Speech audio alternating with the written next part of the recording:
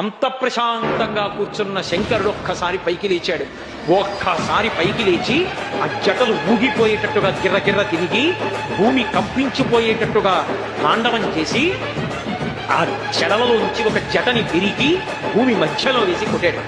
ఆయన అంత కోపంతో కొట్టేటప్పటికే అందులోంచి ఒక ఉగ్రభూతం పైకి లేచింది.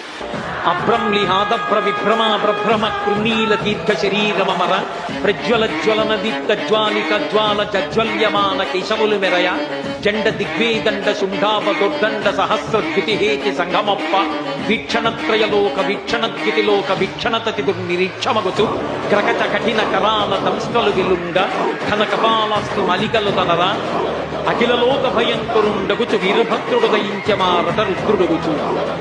పెద్ద కపాలమాలతోటి భూమ్యాకాశములు ఏకమైపోయేటట్టుగా ఆకాశం తగులుతోందా అన్నంత పొరుగ్గా సహస్ర బాహువులతో అనేక ఆయుధాలు పట్టుకుని తల వెంట్రుకలు నిలబడి దీపాలు వెలుగుతున్నాయా అన్నంత పెద్ద చుట్టుతో ఆ పాదములకు పెట్టుకున్నటువంటి మంజీరములు క్షణం క్షణధ్వనులు చేస్తుండగా శంకరుడికి ప్రదక్షిణం చేసి తండ్రి ఆజ్ఞ అన్నాడు.